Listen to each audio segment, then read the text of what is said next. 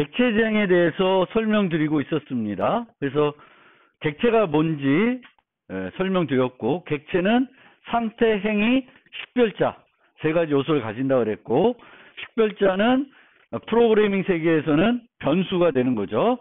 그리고 상태는 이제 데이터로 표현이 되는 거고, 행위는 함수로 나타나게 되는 겁니다. 그리고 어떤 객체가 어떤 상태를 갖고 있고 어떤 행위를 할 수 있는지 정의하는 틀이 바로 클래스입니다. 그래서 우리는 클래스를 정의하고 그 클래스의 객체들을 생성해서 필요할 때 생성해가지고 이 객체들이 서로 상호작용을 해가지고 우리가 원하는 그 프로그램에서 제공해야 되는 기능을 제공하는 것이 객체지향 프로그래밍입니다. 그러면 우리가 하나의 프로그램, 하나의 소프트웨어를 개발할 때 하나의 클래스만 만들어서 쓰는 것이 아니라 여러 개의 클래스들을 정의하게 됩니다. 프로그램이 복잡하면 복잡할수록 더 많은 클래스들을 정의해서 쓰게 돼요. 그런데 이들 클래스들은 이렇게 많이 정의된 클래스들이 서로 독립적으로 존재하는 건 아니고 서로 연관이 됩니다. 관련이 있는 거죠. 그래서 이들 클래스 간의 관계 또는 클래스 간의 관계가 아니더라도 그 클래스의 객체들 간의 어떤 관계들이 프로그램 내에 형성이 됩니다. 그래서 이 클래스 간 관계에 대해서는 11장에서 노트 11에서 좀 더 자세히 설명드리는데 미리 잠깐만 말씀드리면 의존 관계라는 게 있어요. 의존 관계. 그래서 의존 관계는 어떤 클래스를 정의할 때 다른 클래스들을 사용하는 거예요. 그러니까 한 클래스의 정의에 다른 클래스들이 등장을 하면은 A 클래스는 E 클래스에 의존한다 그러는 거예요. 예를 들면 클래스 유닛 여기에 weapon 이런 식으로 얘가 상태예요. 이게 이제 게임 캐릭터라고 생각하시면 이 게임 캐릭터는 어떤 무기를 갖고 있습니다. 그러면 게임 캐릭터를 나타내는 클래스가 유닛이고 이 게임 캐릭터들이 유지하는 무기가 웨폰이에요. 그러면 이 유닛 클래스를 정의할 때 웨폰이라는 게 나오죠. 그러면 유닛은 웨폰에 의존하는 클래스가 됩니다. 왜냐하면 웨폰이 수정되면 유닛도 수정돼야 될 수 있습니다. 그래서 이 유닛이라는 클래스를 만들다 보면 여기에 유닛이라는 클래스 말고 다른 클래스들이 나올 수 있죠.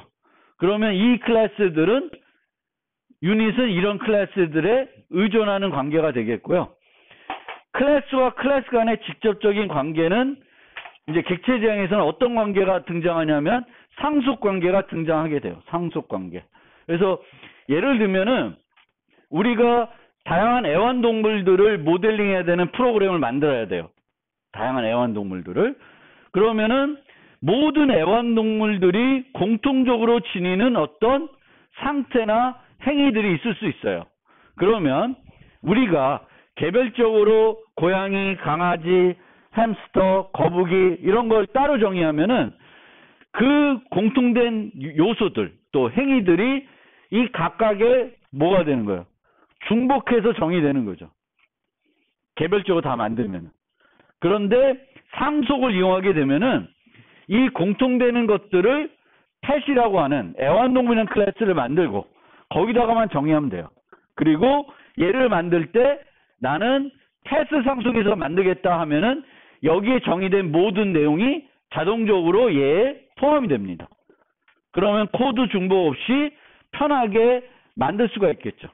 그게 이제 객체지향에 있는 이점 중에 하나인 상속이라는 거예요.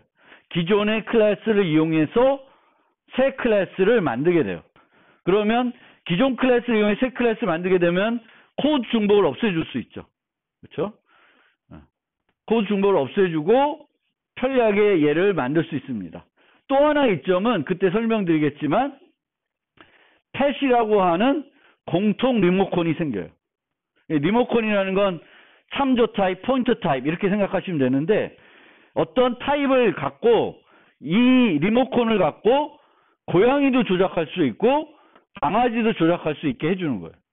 그거를 우리가 좀 더 전문 용어로는 그 객체 지향에서 다양성이라 그래요. 폴리모피즘. 그래서 요 하나의 리모컨 갖고 강아지만 조작하는 게 아니라 이제는 고양이도 조작하고 강아지도 조작하고 햄스터도 조작하고 뭐 이렇게 해줄 수 있게 해주는 거예요. 그게 객체 지향의 또 상당히 중요한 이점 중에 하나죠. 그래서 상속이라는 게 있고요. 그 다음에 객체 간 관계. 객체들이 실제 만들어졌을 때의 관계는 크게 사용 관계, 포함 관계 이렇게 얘기하는데 이 캐릭터는 이 칼을 써요. 그러면 사용하는 관계예요. 전투할 때 칼을 쓰죠. 그럼 이 칼을 쓴다는 건 논리적인 개념이잖아요. 그래서 논리적인 의미에서 한 객체가 어떤 행위를 할 때 다른 객체를 사용하면은 사용 관계가 있다고 말합니다. 그리고 포함 관계는 이 객체가 다른 객체를 멤버 변수로 유지하는 거예요. 여기처럼 유지하면은 얘는 사용 관계인 동시에 포함 관계예요. 근데 보통의 포함 관계는 뭘 나타내기 위해서 보통 쓰이냐면은 전체 부분 관계를 나타내기 위해서 많이 모델링합니다. 사람이 있다. 사람은 눈이 있고 코가 있고 입이 있고 팔이 있고 다리가 있습니다. 그러면 각각을 다른 클래스로 모델링하면은 사람을 정의할 때 눈 객체도 하나 넣어줘야 되겠고 코도 하나 넣어줘야 되겠고 입도 넣어줘야 되겠죠. 그럼 이걸 포함 관계라고 그래요. 여기처럼 컴퓨터가 있는데 컴퓨터 본체 안에 메모리, 뭐 그래픽 카드, SSD 이런 것들이 있으면 이 본체 PC는 저런 요소들을 포함하고 있는 거죠. 전체 부분 관계.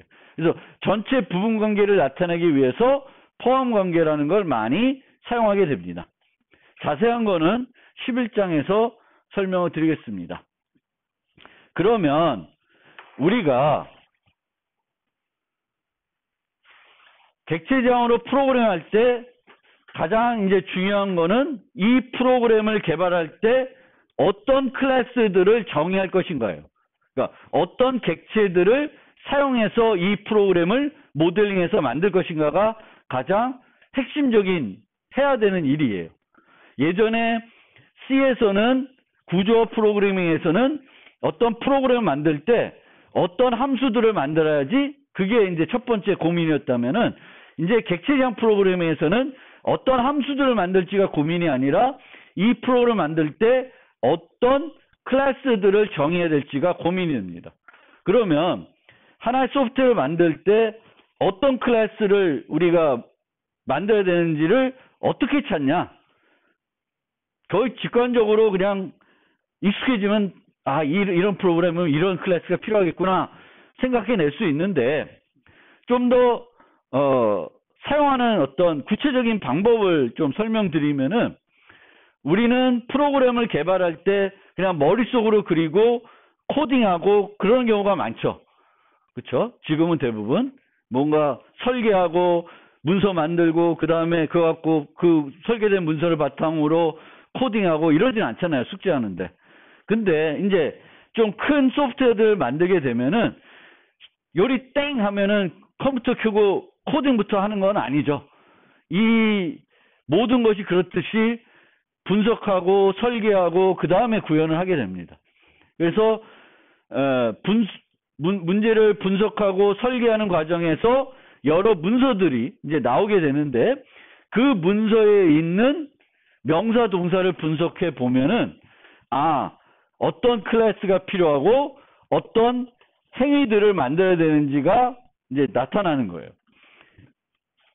예를 들어서 우리가 어떤 문제의 정의나 분석 과정에 만든 문서에 분석해 봤더니 어떤 명사가 나와요. 그럼 이 명사는 클래스 또는 클래스의 멤버 변수로 사용해야 될 요소일 수가 있습니다.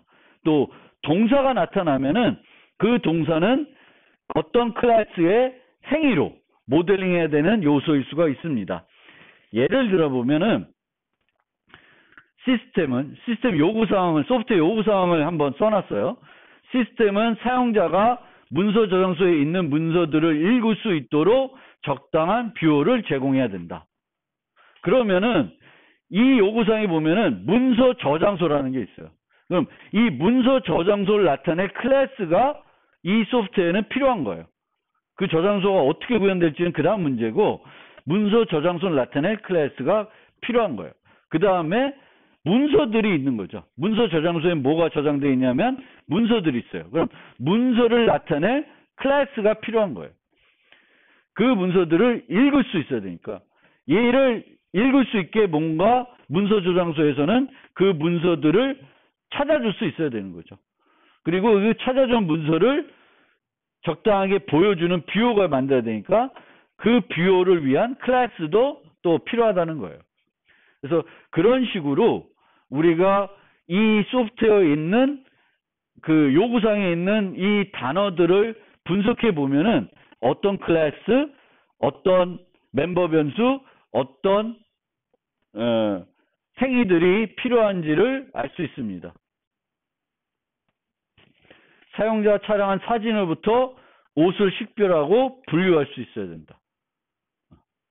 그러면 사진을 나타내는 클래스, 옷을 나타내는 클래스, 그리고 촬영, 식별, 분류 이런 것들이 어떤 행위로 제공이 돼야 되는 거죠.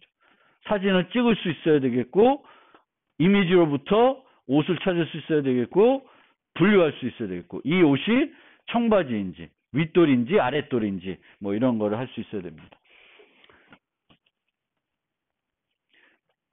보통 이렇게 명사, 동사 분석을 해가지고 이제 클래스를 찾을 수 있는데, 우리가 주로 생각하는 거는 그 프로그램에서 필요한 데이터들은 클래스로 나타내야 된다고 생각할 거예요. 그런데 그 클래스에서 필요한 데이터뿐만 아니라 기능도 클래스로 모델링 할 수 있습니다. 그래서 보통 어떤 프로그램을 만들어야 되는데 이 프로그램에서 이런 종류의 데이터가 필요해요. 그러면 그 데이터를 나타낼 클래스를 우리가 만들 수 있습니다. 그래서 데이터는 모두 객체로 모델링이 가능합니다. 특히 상태를 기억해야 하고 변할 수 있으며 상태에 따라 행위의 결과가 달라질 수 있는 것을 객체로 모델링하면은 매우 효과적으로 모델링할 수 있습니다. 특히 일상에 있는 객체들, 뭐 컴퓨터라든지 사람이라든지 등등 이런 것들을 소프트웨어에서 있는 그대로 우리가 인식하는 그대로 표현해야 되면은 클래스로 모델링하는 게 되게 직관적으로 할 수 있어요. 그런데 방금 말했듯이 상태를 기억해야 되고 변할 수 있으며 상태에 따라 행위 결과가 달라질 수 있다고 했는데, 객체 상태가 꼭 변해야 되는 건 아니에요. 객체 상태는 안 변할 수 있습니다. 그래서 상태가 꼭 변해야 되는 건 아니고요. 또 데이터와 데이터를 처리한 함수를 하나로 묶어 처리한다는 관점에서 복합 타입들은 클래스로 모델링하기가 좋은 예들이 되겠습니다. 그래서 포인트, 렉탱글, 문자열 이런 것들은 데이터와 그 데이터를 처리하는 함수를 하나의 틀로 묶어서 캡처해서 처리하는 게 효과적이기 때문에 이렇게 하는 것이 바람직하다는 거예요. 그래서 이런 애들, 일상 객체 또는 복합 타입들, 복합 타입의 데이터들을 이제 클래스로 모델링해서 사용하게 됩니다. 그런데 보통은 기능은 함수잖아요. 우리 기능, 어떤 기능이 제공하면은 함수가 그 기능을 해주는 함수를 만들어야 된다고 생각할 수 있는데, 기능에 따라서는 그거를 단순히 함수로 만드는 게 아니라 클래스로 만들면은 더 효과적으로 처리할 수 있는 기능들이 있어요. 그래서 좀 살펴보면은 주어진 인자만 가지고 구현할 수 있는 기능이면은 굳이 클래스를 만들 필요가 없습니다. 일반 함수로도 다 만들어서 사용할 수 있어요. 인자만 가지고 할 수 있는 모든 일. 예를 들어서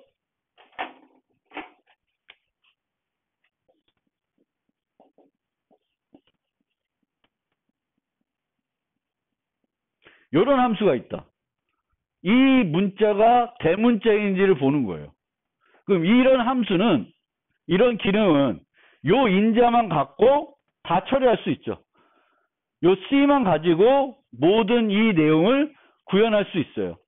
과거에 is upper를 몇 번 호출했는지, 과거에 is upper를 뭘 이용해서 호출했는지 기억해야 돼요? 기억할 필요 없죠. 현재 주어진 인자만 가지고 만들 수 있는 거예요. 그러면 이런 기능이 필요하면은 얘를 클래스로 모델링해서 만들 이유는 없는 거예요. 얘는 그냥 예전 C처럼 일반 함수로 만들어서 사용하면 돼요. 그런데 기능이 과거에 대한 기억이 필요한 경우에는 얘를 함수로 만들지 않고 클래스로 만들어서 쓰면은 더 효과적으로, 아니면 좀 더 객체장답게 쓸 수 있습니다. 그러니까 예를 들면은 우리가 printf, scanf는 C에서는 함수로 처리했는데 C++에서는 cout, cin이라는 객체를 이용하고 있죠. 이 cout과 cin은 여러 가지 상태를 기억할 수가 있습니다. 객체니까 뭘 기억할 수 있어요? cout, cin이. 그렇죠. 버퍼를 내가 어디까지 처리했는지를 기억하고 있을 수 있어요. 또 뭘 기억할 수 있냐면은 여러 가지 출력할 때 설정을 해놓을 수 있어요.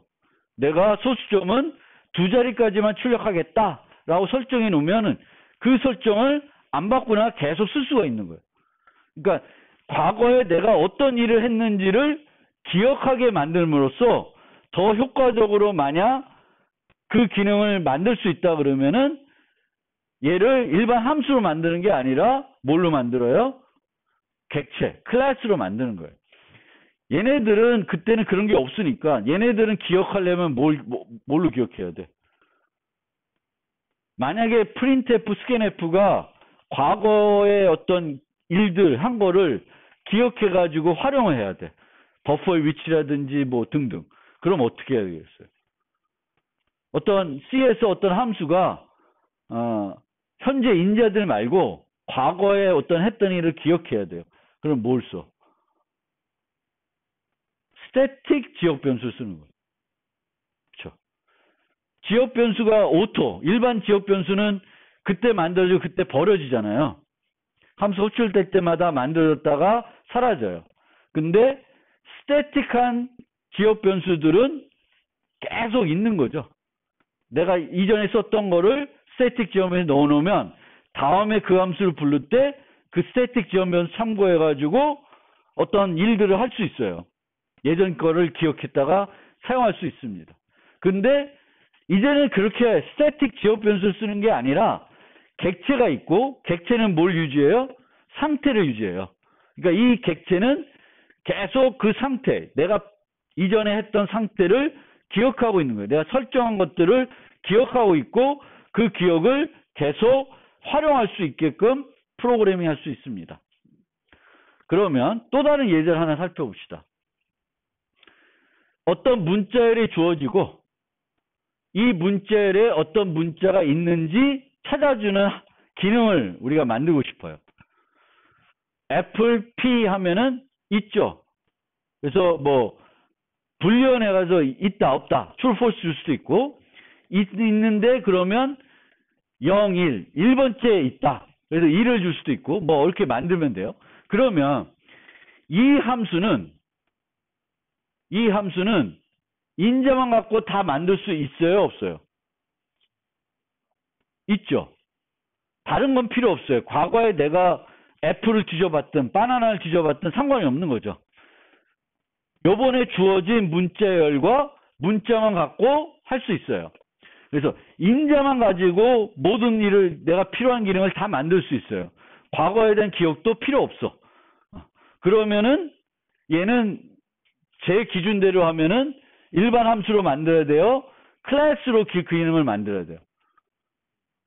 일반 함수로 만들어야 되죠. 그러면 얘는 일반 함수로 만들기에 충분한 건데 이 일반 함수로 만들 때에도 얘의 인자들을 한번 살펴봐요. 인자들을. 얘는 문자열과 문자를 받죠. 그러면은 지금은 문자열을 인자로 전달했는데 문자열을 중심으로 P만 전달하는 형태로 생각해 볼 수가 있어요. 얘는 일반 함수로 만들면 이렇게 만들겠죠. 근데 일반 함수를 안 만들고 어떻게 만들 수 있냐면은 s.find P 이렇게 만들 수도 있죠. 이 S가 이제 F를 유지하고 있는 SED 스트링 타입의 객체예요. 그러니까 뭘 말씀드리고 싶으냐면은 일반 함수로 구현할 수 있는 것도 일반 함수의 인자 중에 복합 타입이 있으면은 그 복합 타입을 중심으로 그 함수를 바꿀 수 있는지 보고 만약 바꿀 수 있으면 얘는 그 복합 타입의 메소드로 만들어줄 수 있는 거예요. 그러면 객체지향에서 데이터와 데이터를 처리한 함수를 하나의 틀로 묶는다는 그 개념과 맞아지는 거죠. 무슨 얘기인지 알겠어요? 그러니까 어떤 기능이 필요해. 그러면 이 기능이 인재로 다 돼. 그러면 얘는 일반 함수 구현에 써도 돼요. 그런데 이 인재들 중에 복합 타입이 있어. 그러면 그 복합 타입 중심으로 그 기능을 호출하는 게 논리적으로 맞는지 괜찮은지 맞다 그러면은 얘를 일반 함수로 안 만들고 뭘로도 만들 수 있어요? 그 복합 타입의 메소드로 복합 타입의 행위로도 구현할 수 있어요. 그래서 이 find는 복합 타입의 문자열의 메소드로도 구현할 수 있는 거가 되는 거죠. 그래서 그렇게 여러분들이 생각해 보시면 돼요. 그러면 둘 다 가능해. 이 find는 메소드로도 만들 수 있고 일반 함수로도 만들 수 있어요. 그러면 어떻게 만드는 게 더 효과적일까? 이 기준이 있어야 되는데 뭐 정확하게 어디서 설명하는 기준은 있는 건 아니고 제가 생각할 때는 사용의 편리성을 좀 보시면 좋을 것 같아요. 이런 find 함수를 string에서 많이 쓴다. 그러면 만들어주는 거예요. 라이브러리 차원에서 일반 함수로 만들지 않고 메소드로 제공해 줬더니 사용자들이 편리하게 많이 쓸 수 있을 것 같아. 그러면 그렇게 제공해 주는 거예요. 아니면 또 하나 생각해 봐야 될 게 이런 find를 string에만 집어넣는 게 아니라 벡터에도 넣어야 되고 뭐 다른 거에도 넣어야 되고 여러 곳에 넣어야 돼요. 근데 이 넣는 코드들이 다 똑같아. 타입만 다르지 결국 알고리즘 다 똑같은 거예요. 왜냐 find라는 거는 복합 타입에 있으면 하나씩 비교해 가지고 찾는 거죠. 그래서 똑같아. 그러면 그런 것들은 메소드로 만들지 않고 일반 함수로 만들면서 어떻게 만들어요? 코드 중복을 없애려면? 실전에 배운 게 뭐죠? 코드가 똑같은 코드인데 타입만 다르게 여러 곳에서 필요해. 타입만 다르게. 그러면 어떻게 만들어? 다중정의하는 게 아니라 뭘로 만들어요? 범용함수로 만드는 거예요. 그래서 이 find는 알고리즘의 범용함수로 또 있어요.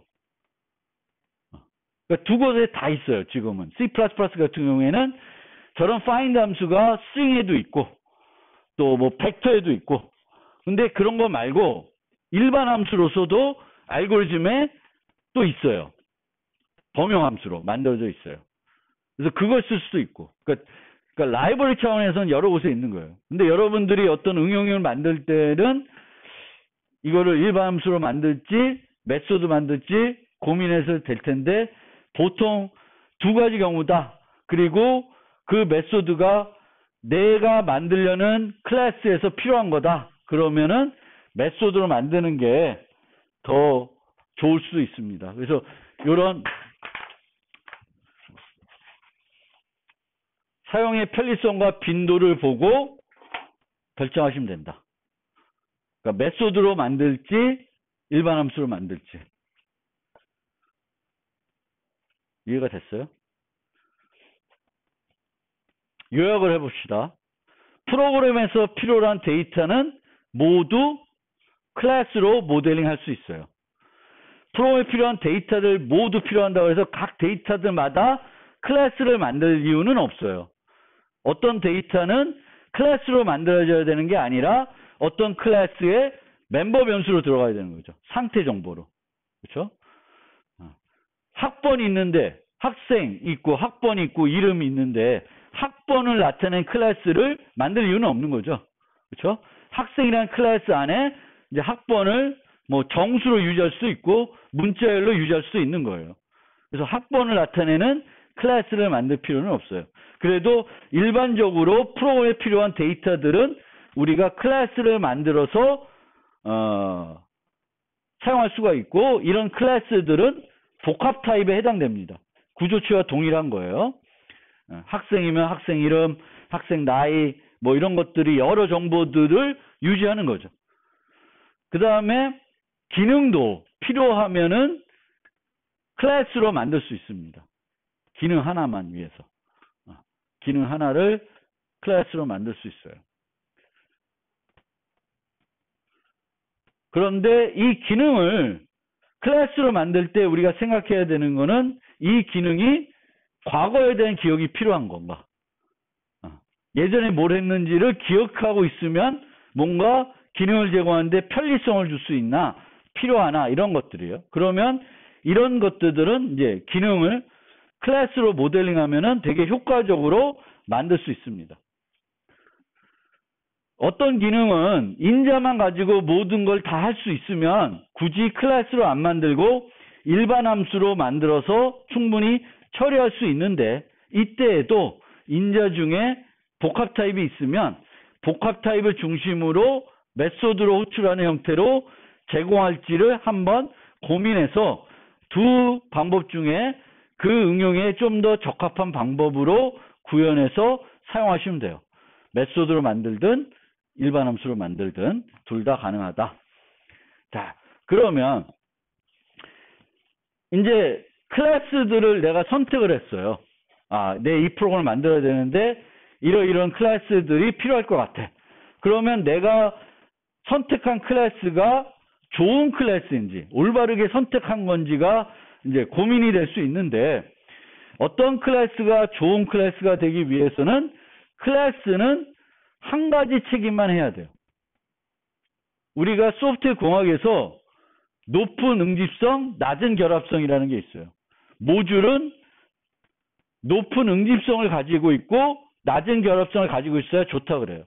모듈은. 근데 C에서 모듈이라는 건 뭐에 해당돼요? 함수에 해당됩니다. 함수.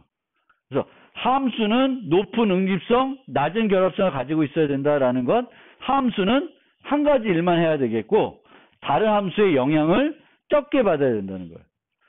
C++에서의 모듈 개념은 개별 함수도 되지만 클래스가 될 수도 있어요.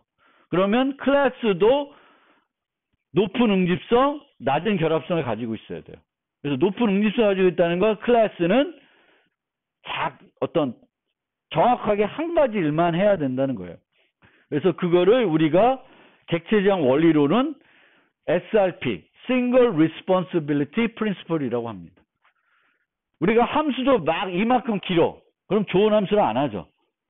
왜 좋은 함수를 안 하면 그렇게 긴 거는 여러 가지 일을 하고 있다는 거예요. 나눠야 되는데 안 나눠줬다는 거예요. 클래스도 덩치가 이렇게 크면은 얘도 뭔가 나눠줘야 되는데 안 나누고 있다는 거예요. 그래서 클래스는 작은 단위로 나눠가지고 프로그래밍을 할 수 있게끔 해야 돼요. 클래스를 수정해야 될 이유는 그것의 유일 책임과 관련이 되어 있어야 됩니다. 그러면 기계적으로 이 클래스의 응집성을 어떻게 따지냐? 멤버 변수의 수. 멤버 변수가 많으면은 이 클래스는 많은 일을 하는 것일 수 있어요. 그래서 멤버 변수가 너무 많다. 그럼 내가 뭔가 잘못하고 있나? 뭔가 쪼개야 되는데 안 쪼개고 있나? 이런 걸 고민하실 필요가 있습니다. 그 다음에 클래스 이름을 짓는데 이름 짓기가 애매해. 그러면 그것도 여러분들이 뭔가 클래스를 잘못 만든 거예요. student, dog, cat 뭐 이름 금방 지을 수 있죠. 아 얘는 캣이야 캣이 이렇게 되는데 갑자기 이 클래스 이름 지르는데 뭘로 지어야 될지가 막막해. 그럼 뭔가 여러분들이 잘못하고 있는 거예요. 그 다음에 메소스 포함해서 클래스의 크기가 크면은 얘도 문제가 응집성이 높은 게 아닌 그런 클래스가 될 수 있습니다. 이 멤버 변수와 관련해서 한 가지 또 얘기를 하면은 사람 정보가 필요해요. 어떤 응용에서 사람과 관련된 정보를 해야 돼요. 예를 들면 쇼핑몰이다. 그럼 쇼핑몰에는 고객 정보를 유지해야 되죠. 그렇죠? 그 고객 정보 중에 뭐가 필요하냐면은 배달 주소가 필요하죠. 고객 주소. 배달 주소.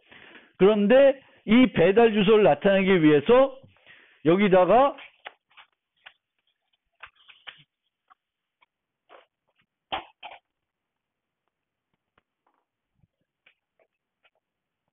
커스터머 여기다가 주소가 필요하니까 우편번호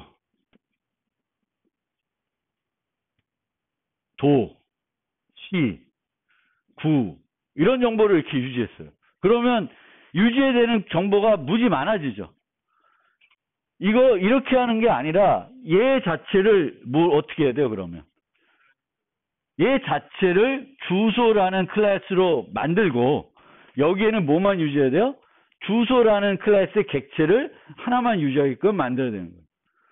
그러니까 멤버 변수가 많아.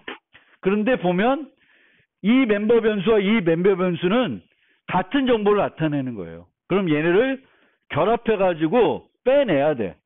다른 클래스로 독립적으로 만든 다음에 그 두 개를 하나로 나타내는 걸 나타내는 거예요. 예를 들면 좌표 정보다. 그러면 X, Y가 필요하겠죠. 우리가 이런 것처럼 rectangle 있으면 rectangle X, Y, width, height 이렇게 네 개를 유지할 수도 있죠.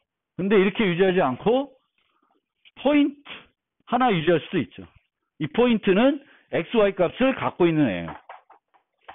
그래서 멤버 변수가 많아졌을 때 이 멤버 변수들을 결합해가지고 하나의 또 다른 클래스를 만들 수 있는 의미 있는 클래스를 만들 수 있으면 그렇게 만들어가지고 멤버 변수 수를 줄이는 게 추상화에도 도움이 되고 나중에 수정할 때도 편리해요. 이렇게 주소를 바꿔버리면은 주소를 수정해야 될 때 얘를 건들 필요는 없죠. 얘만 건들면 돼요. 그래서 그런 식으로 좀 멤버 변수도 좀 생각해 주시면 좋겠고요. 그 다음에 우리가 7장까지 우리가 공부해 오면서 C에 존재했던 스트럭처에 대해서는 특별한 얘기를 안 했어요. 그거는 이제 클래스가 이제 설명할 테니까 이제 C++에서는 스트럭처를 사용할 일이 그렇게 많지 않아요. 스트럭처 대신에 뭘 쓰면 돼요? 클래스를 쓰면 돼요. 그런데 C++에서는 스트럭처나 클래스나 둘 다 같은 거예요. 둘 다 똑같아요. C++에서는 스트럭처에도 멤버 변수 추가할 수 있고, 그러니까 당연히 멤버 변수 추가할 수 있고, 메소드 추가할 수 있고, 클래스와 똑같이 쓸 수 있어요. 근데 차이점은 클래스는 기본이 접근 제어가 프라이빗이에요. 스트럭처는 기본 접근 제어가 퍼블릭입니다. 그래서 그 접근 제어만 다를 뿐 스트럭처와 그 클래스가 차이가 없어요. 그러면 C++에서는 언제 스트럭처를 쓸까요?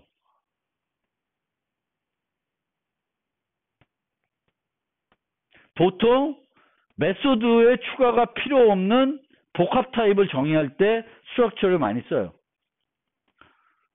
그렇지 않고 복합 타입인데 여러 가지 메소드를 추가해서 써야 될 애야. 그러면 스트럭처로 정의하지 않고 클래스로 정의했어요. C++는. 그래서 structure 클래스가 C++에서는 접근 제어를 제어하고는 차이가 없다. 그리고 이제 정의하는 방법이 약간 달라졌죠. C에서는 원래 이렇게 정의했어요. struct point 이렇게 하면 이 포인트가 타입 이름이 아니라 태그라 그래요. 그래서 요 형태의 구조체 변수를 정의할 때는 struct point 이렇게 해야 돼요. 그래서 이렇게 하기가 귀찮아서 C에서 뭘 많이 했냐면 타입 def를 이용했어요. 그래서 요 구조체를 포인트란 타입으로 정해놓고 포인트 했어요. 이게 이제 C에서 썼던 방법이에요. 얘가 불편해서 이렇게. 근데 이제 C++에서는 이렇게 정의하면은 이 포인트 자체가 타입이 돼요. 그래서 그냥 포인트 하면 돼요. 그래서 C 때랑 이제 C++에서 구조체를 정의하는 방법이 좀 다르고, 클래스도 마찬가지. 여기에 클래스가 가면은 그냥 이 클래스의 객체 생성할 때 이렇게 생성하면 되십니다. 그래서 그거 하나 알아두시고.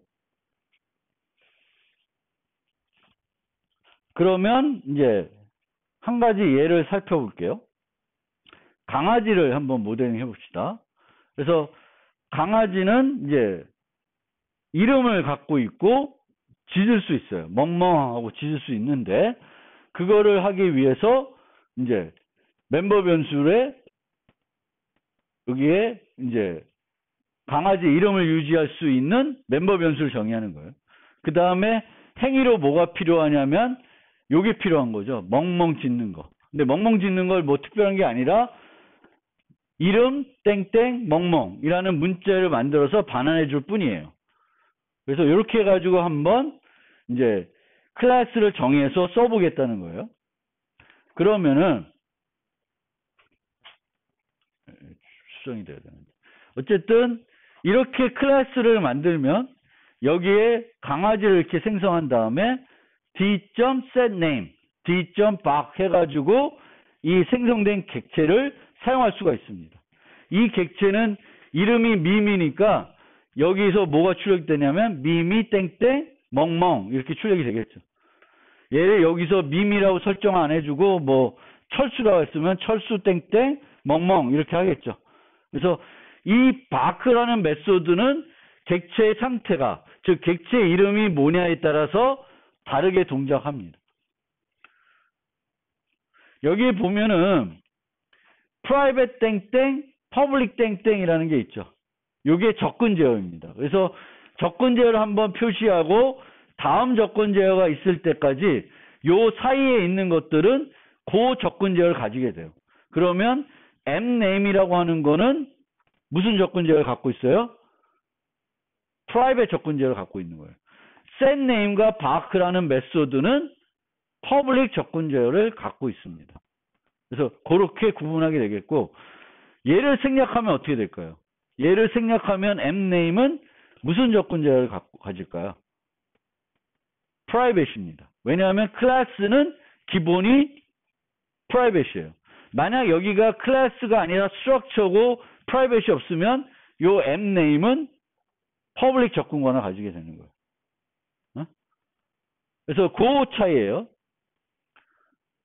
그리고 또 하나 말해야 되는 건, 여기에 이제 새로 보이는 게 그 매개 변수 목록과 몸체 사이에 const로 수식할 수 있어요.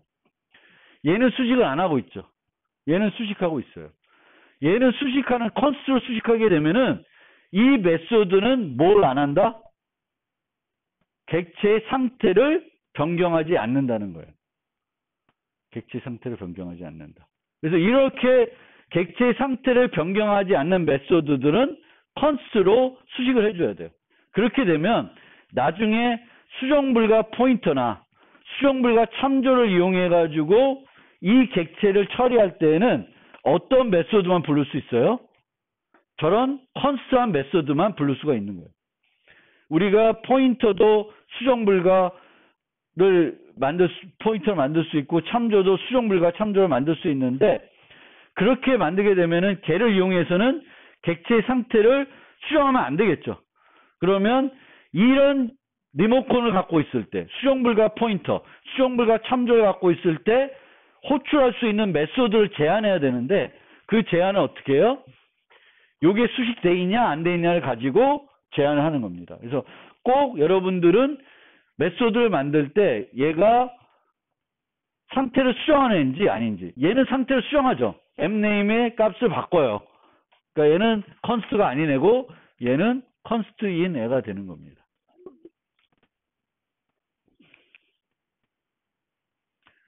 그 다음에 여기 멤버 변수 이름을 정할 때 mname이라고 붙였어요. mname.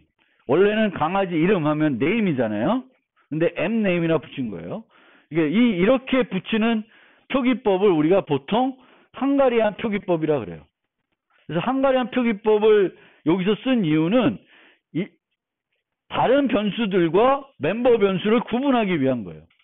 그래서 m을 붙여주면 이게 멤버 변수다라는 거예요. 항상 맨 앞에 m이 시작하면은 뭐 멤버 변수다. 뭐 이렇게 하는 경우도 있고 이렇게 하는 경우도 있어요. 그러니까 사람마다 다른 거지. 뭘 더 선호하는지는. 근데 어쨌든 이 변수가 멤버 변수라는 것을 눈에 확 띄게끔 하기 위해서 이런 헝가리안 표기법을 많이 써요. 여러분 보고 쓰라는 건 아니고 여러분도 마음에 들면 쓰시고 안 써도 돼요. 여러분들이 생각하는데 왜 이렇게 쓰냐? 일반 변수들과 그 멤버 변수를 명확하게 구분하기 위해서 이렇게 합니다. 그리고 클래스를 이렇게 정의할 때 여러 가지 형태로 정의할 수 있는데 제가 좋아하는 방법은 요 규칙을 따른 거예요. 스텝 다운 룰. 스텝 다운 룰. 스텝 다운 룰은 뭐냐면은 우리가 책을 읽을 때 어떻게 읽어요? 저기 10장 가서 읽고 다시 1장 와서 읽고 그러지 않죠, 원래. 신문 기사 읽어도 그냥 위에서부터 아래로 읽죠. 그래서 저는 코드를 읽을 때 위에서부터 아래로 읽으면 모든 코드 내용이 이해될 수 있으면 좋겠어요. 왔다 갔다 하지 않아도. 그 관점에서 작업하는 거예요. 그러면 내가 이 코드를 이해하려면 이 코드를 읽기 전에 mname이 뭔지 알아야 될 것 같아요. 그렇죠? 코드를 처음 읽을 때 mname 이퀄 name인데 mname이 뭐지? 위에 있는 거잖아요. 그러니까 내가 읽어서 내려왔으면 이 강아지는 mname이라는 멤버 변수 가지고 있구나. 요 메소드는 요 mname을 수정하는 메소드이구나. 요거는 mname을 이용해서 뭔가 문자를 만들어서 반환해 주는구나. 그래서 위에서부터 아래로 쭉 읽으면 다 이해되게끔 그런 거를 머릿속으로 그리고 순서를 정해요. 그래서 보통 멤버 변수들을 먼저 선언하고 그 다음에 메소드들을 선언해요. 저는 그렇게 합니다. 근데 어떤 교재나 아니면 인터넷에 있는 코드 보면은 메소드 먼저 나오고 맨 아래 뭐가 있냐면은 멤버 변수도 있는 경우가 있어요. 근데 저는 그 스타일은 저는 별로 안 좋아해요. 근데 여러분들은 또 어떤 스타일이 마음에 들지 모르는데 제가 이런 스타일로 코딩하는 이유는 요 규칙을 따르려고 그래요. 위에서부터 읽으면 코드가 이해되게. 그리고 코드들을 이해되기 위해서는 함수들의 위치가 떨어져 있으면 별로 안 좋아요. 요 함수를 읽으려는데 여기 함수에 어떤 함수 호출해. 근데 이 함수는 저기 뒤에 있어. 그럼 절로 가야 되죠. 그래서 관련 있는 함수들은 붙여서 가깝게 정의하는 것도 한 가지 저는 좋아하는 스타일이에요. 요 관련 있는 함수도 있잖아요. A에서 F 부른 다음 A와 F를 가깝게 F를 먼저 보여주고 A를 읽게끔 한다든지 그런 룰들을 합니다. 근데 요 스텝 다운 룰은 개발자 입장에서 생각하는 것이라고 합니다. 그러니까 코드를 읽으려는 한 사람은 누구예요? 개발자들이죠. 자기 개발자들인데 뭐 얘도 개발자이겠지만은 그냥 이 클래스를 사용하는, 이 클래스를 만드는 사람이 아니라 이 클래스를 사용해야 되는 사람들은 멤버 변수는 관심이 없어요. 뭐만 알면 돼. 메소드만 알면 되는 거죠. 그래서 메소드를 먼저 하고 멤버 변수를 뒤에 하는, 그렇게 하는 게 더 맞다라고 주장하기도 합니다. 왜냐하면 이 클래스를 만든 사람은 위에서부터 읽어서 코드를 이해하고 싶지만 그렇지 않은 사람들은 코드를 이해할 필요는 없고 이 클래스가 어떤 퍼블릭 메소드를 제공해 주는지만 보면 되기 때문에 그런 관점에서는 이제 공개 메소드 먼저 하고 멤버 변수를 나중에 하는 경우가 있어요. 뭐 중요한 건 아닌데 더 중요한 거는 보통 혼자 개발하지 않는다. 여러분들이 졸작할 때에도 혼자 개발하지 않고 여러 같이 하겠죠. 그러면 어떤 규칙을 만들어 놓으면 좋으냐면은 팀 규칙을 정해서 같은 팀에 있는 같은 사람들은 똑같은 방법으로 코딩을 하는 게 좋습니다. 똑같은 스타일로 하는 게 전체적으로 나중에 서로 코드를 교환해서 보더라도 더 좋다는 거예요. 팀 규칙을 만들 필요가 있고 여러분들은 여러분 나름대로의 어떤 규칙을 정해서 그 규칙대로 늘 코딩하는 게 좋습니다.